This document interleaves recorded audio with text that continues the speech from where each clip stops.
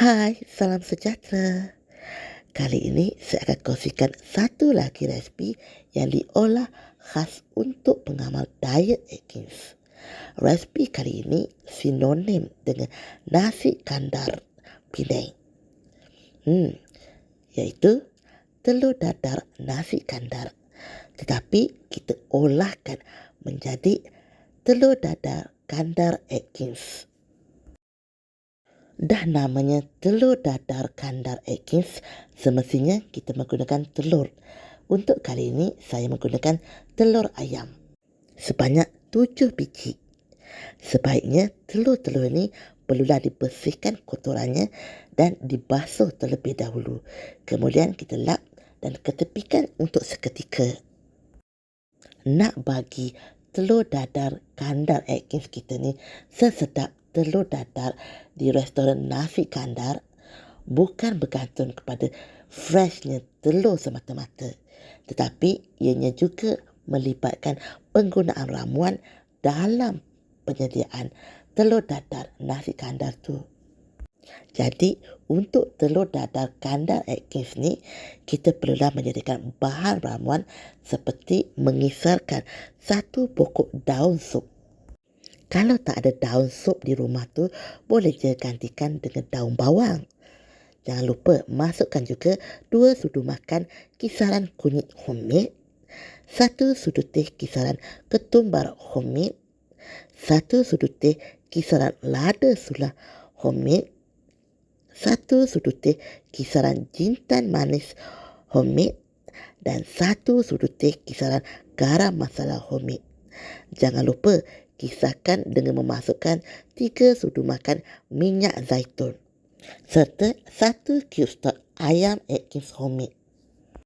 Semua rempah ratus ni sebaiknya bagi pengamal diet Atkins perlulah dikisar sendiri.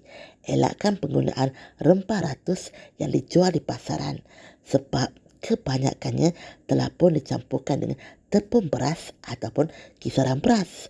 Jadi automatik tak lulus diet Atkins. Begitu juga dengan penggunaan stok yang dijual di pasaran. Sebaiknya elakkan sebab ianya telah pun dicampurkan dengan bahan kimia pemakanan bagi memanjangkan usia produk. Memandangkan penggunaan telur kali ini lebih daripada 3 biji, iaitu 7 biji, saya lebih selesa memukul telur dengan menggunakan stand mixer dari Russell Taylors. Bukan apa, bukankah sebelum ni saya dah cakap perkongsian resipi saya semestinya menjimatkan masa dan tenaga. Kita pecahkan ke semua 7 biji telur ayam yang telah kita basuh kulitnya dan masukkan ke dalam stand mixer kita. Tak perlu nak pecahkan satu persatu, kita pecahkan sekali harun je. Lepas dah pecahkan ke semua 7 biji telur ayam tu, jangan lupa terus masukkan kisaran yang telah kita siapkan tadi ke dalam stand mixer yang sama. Kemudian kita biarkan stand mixer kita ni beroperasi dengan memukul dan mengadun telur bersama-sama bahan paste kita tadi dalam kelajuan yang sederhana. Dan inilah hasilnya. Tak perlu terlampau banyak buihnya tau. Dah siap bancuhan tu, kita sediakan peralatan untuk memasak. Kali ini saya menggunakan frying pan non-stick berbanding menggunakan kuali di atas dapur. Kalau anda nak gunakan kuali di atas dapur, boleh je. Onkan switch frying pan kita dan biarkan seketika.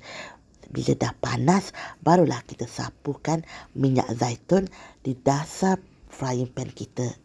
Dan bagi yang gunakan kuali di atas dapur, panaskan seketika, kemudian tuangkan sedikit minyak zaitun dan oleskan biar sekata ratanya.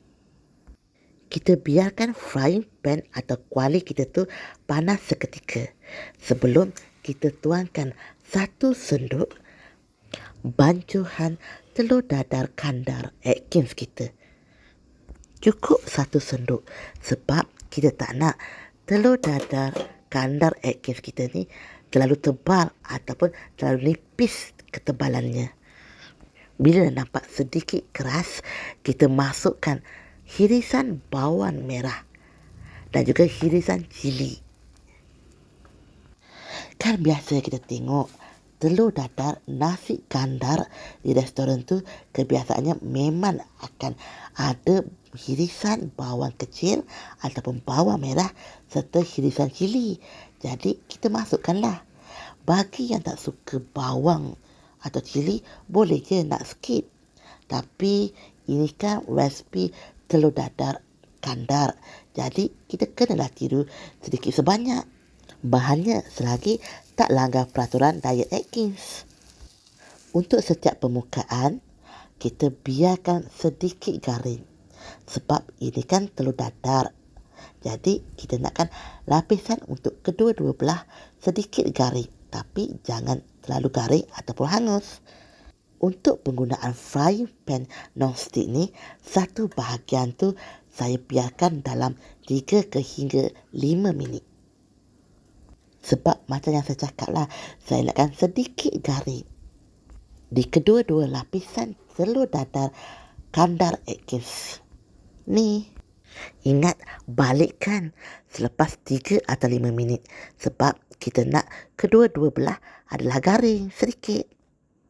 Ulangi proses yang sama sehingga bancuhan telur kandar kita tu habis. Dan jangan lupa, setiap kali nak mulakan gorengan kepingan yang baru, pastikan anda tuang dan oleskan minyak zaitun di frying pan kita atau kuali anda. Sebab kita tak nak bancuhan telur kita tu melekat dalam kuali anda. Ingat, ulanginya sehingga bancuhan telur dadar kandar kita habis. Untuk 7 biji telur bagi resipi ni, saya dapat hasilkan 11 keping telur dadar kandar Atkins. Jangan lupa, lepas tu terus hidangkan ketika kepingan telur dadar kandar Atkins kita tu suam. Sebab tak baik menikmati makanan ketika panas-panas. Dan inilah hasilnya telur dadar kandar Atkins yang diolah mengikut diet Atkins original, tapi masih bersandarkan resipi asal. Cuma kita tak masukkan beberapa bahan yang melanggari peraturan diet Atkins.